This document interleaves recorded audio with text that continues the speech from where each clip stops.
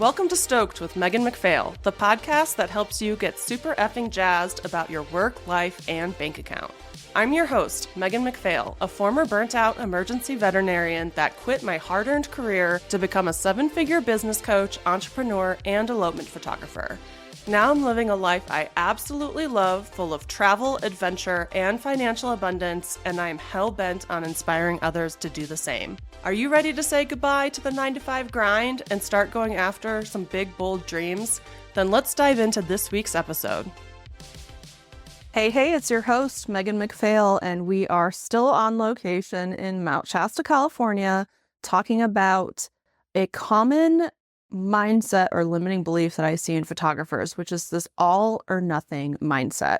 And I have this mindset sometimes. So really, this all or nothing mindset is characterized by this binary approach to success, where you either have to do everything and be perfect and spend 8 hours a day working on your business. And it really stems from perfectionism versus not bother trying at all. So it's either you do everything right and perfectly, or you don't do it at all.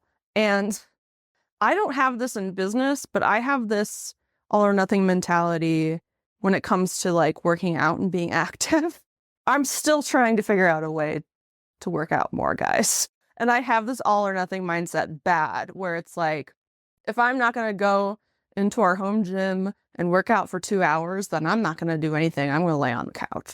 And like, if I'm not going to take the dogs on like an hour-long walk all over the neighborhood every day, then I'm not going to do it at all. So it's this idea that you have to commit to doing everything perfectly, or you don't do it at all. There's no in between, and that does not work for anybody, right?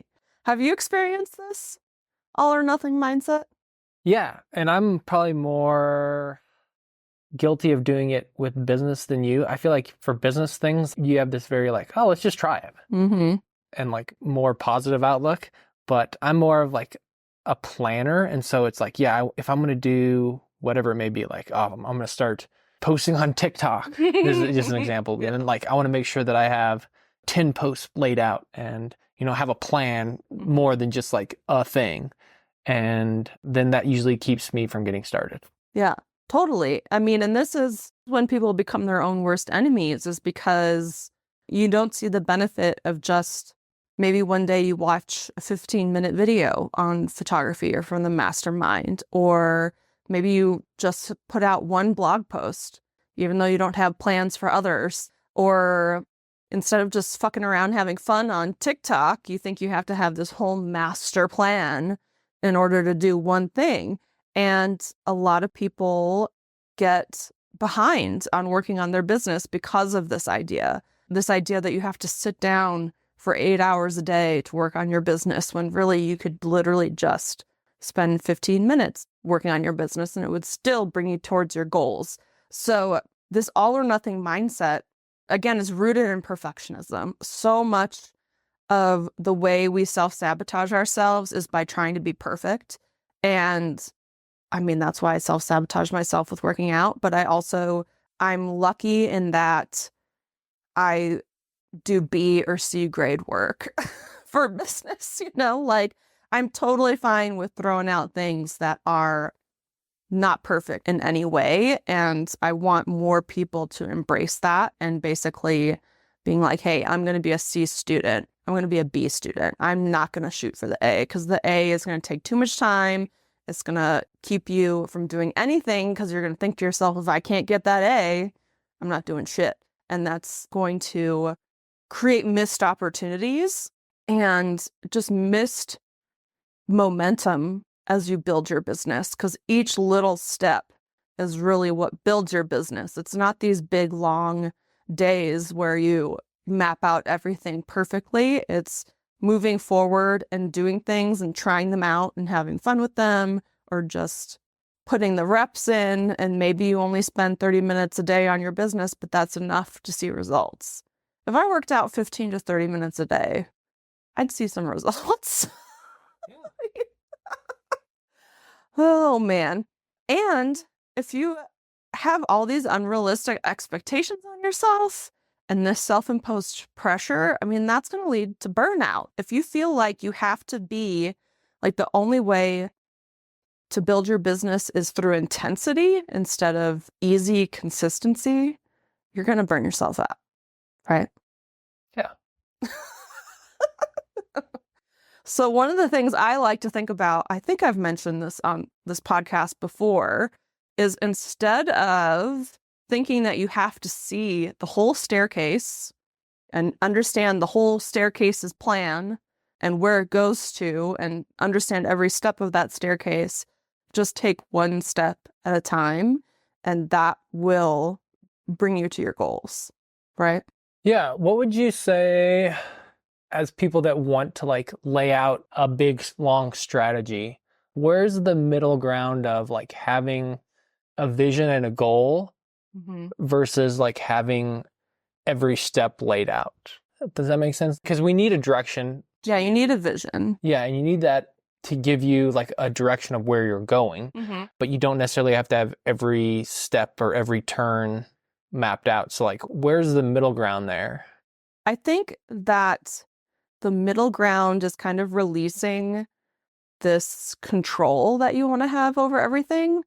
I think people really get stuck in these thought loops where they want to think out and prepare ahead of time for every possible scenario and have it all planned out, when really that doesn't work. And it's more like when you have a vision, but when you're focusing on just the little steps right in front of you instead of the big picture, the actions that you're taking bring a lot of clarity instead of just thinking about things all the time and thinking and thinking and thinking and procrastinating and stuff like that. Once you start just doing the little things, the staircase gets presented to you in an easy way. And like, it's just not as hard as we make it out to be in our minds. Does that make sense? And like after you take one step, maybe the next step isn't the exact direction or exact thing that you would have thought it was. Yeah. Like you said, actions bring clarity. So potentially by fulfilling an action, like the next step could be completely different or something you hadn't thought of or hadn't been privy to. Yeah. And I think I always try to explain this because this was such a key when I was a emergency veterinarian, this whole actions bring clarity thing. And it's the exact same thing for business, but essentially like I remember working with a doctor who, when a sick patient came in, she would just sit and look at them, you know, and think really hard. And she didn't diagnose anything that way. Whereas I was constantly rechecking temperatures and blood pressures. And if I did this, what was the result of that? And by doing that and not like expecting to just come to the diagnosis, because I was just always taking actions and those actions gave me results, the diagnosis was just presented to me. It was like, that could only be this because you did this, you did this, you did this, you did this. It had these results, and now that's your diagnosis. Whereas my colleague who just sat and thought about things was always confused and never really had a diagnosis for things because she thought if she could just think harder. But it's like, no, let's see if the temperature has gone down with antibiotics. And if it hasn't, could be cancer. Like, I don't know. It just like things just get revealed to you. Same with whenever I started group coaching programs, the idea of creating a whole online course was really daunting because I would have to know everything that I needed to present to these people ahead of time. Whereas by doing group coaching programs, I'm teaching people live, I'm getting their feedback. And so the other things that I had to include in the program presented themselves to me. So it was easy, you know, like I didn't have to figure out everything ahead of time because their questions basically taught me what I needed to teach them next.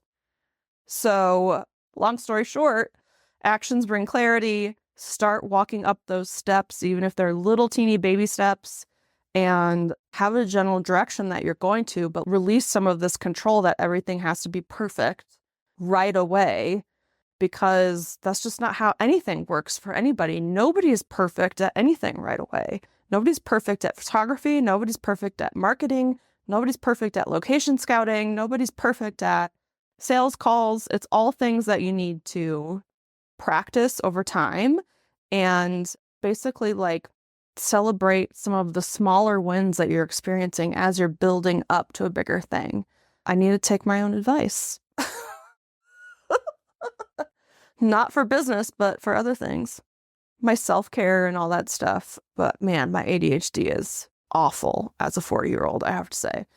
But yeah, I encourage everybody to, again, the key to all of this stuff is self-awareness, knowing that you're doing it, knowing that it's against your best interest, and then creating a way to take those baby steps forward, a way to do little blocks of work on your business, celebrate some of the small wins that you're experiencing instead of fixating solely on your 6-figure income as a elopement photographer or whatever, like realizing that the journey is important and celebrating all those little things. I mean, this is all reminding me of that hike we did in Patagonia, where I would look up at where we were hiking to and freak out and want to turn around and go back.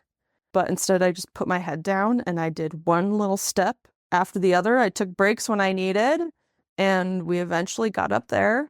And that was just like a whole analogy for life and business.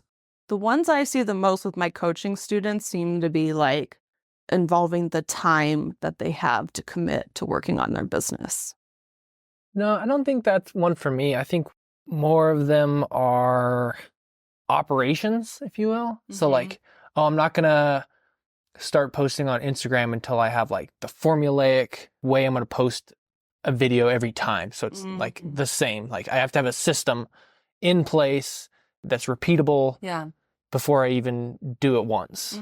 But I mean, you got to do it and practice it and like refine things to figure out what that system looks like. But sometimes it would be not having that system in place would prohibit me from doing anything. So like maybe that's canned emails. Like, oh, I don't have a workflow for this, but I want to make sure I have it all planned out before I even write my first email. Or Pinterest. I see it a lot with Pinterest. Yeah. So I'm like thinking like maybe different platforms, like a new platform for folks of like, oh, well, I can't put something on YouTube because I don't know what the hashtags are going to be. Or I don't know, like, am I going to post a teaser first and then wait X number of days until I post this one? Or like, yeah, what's the best way to add a caption or something? Yeah, thinking that I'm going to do it optimized from the very first thing. And so, yeah, Pinterest we find people like drag their feet because they don't have a long-term strategy for it. Or for blogging, right? They don't have like all of their shoots done where they have edited the entire gallery for all the style shoots they had done. So like just like the dauntingness or like the big magnitude of that system prohibits people from making the first little step.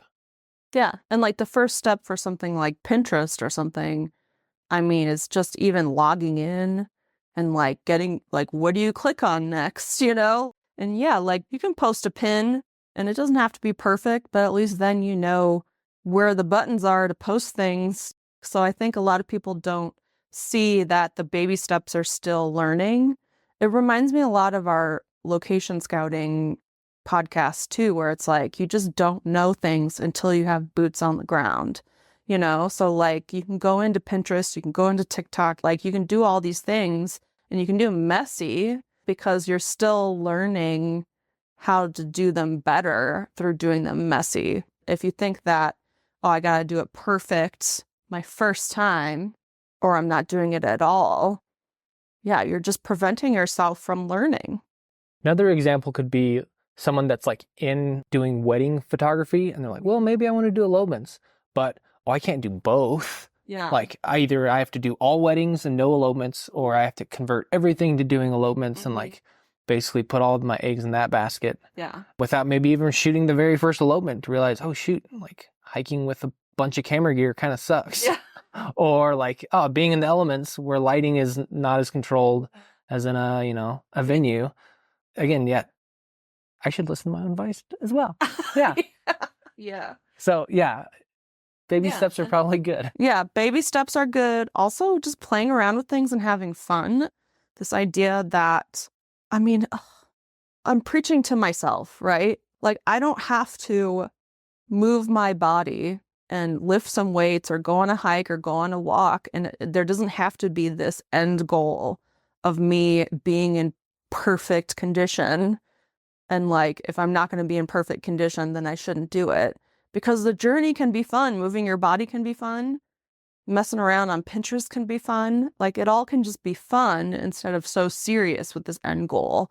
I feel like I'm going on tangents now, but like the way we've been raised all of our lives and in school systems and stuff, it really does push us towards like we have to get A's or we suck. And I think a lot of people carry that kind of trauma into their entrepreneurship and into their self-care, and it doesn't serve us. So being able to do little things, little work that goes towards an end goal, knowing that everything that we do helps us learn, helps us improve, that's really the goal, is enjoying the journey, not just the success and the destination that you're shooting for. And just reframing all of that in our mind is super important. So Todd and I are both going to go and take this advice and run with it for various things that we put too much pressure on ourselves about to be perfect.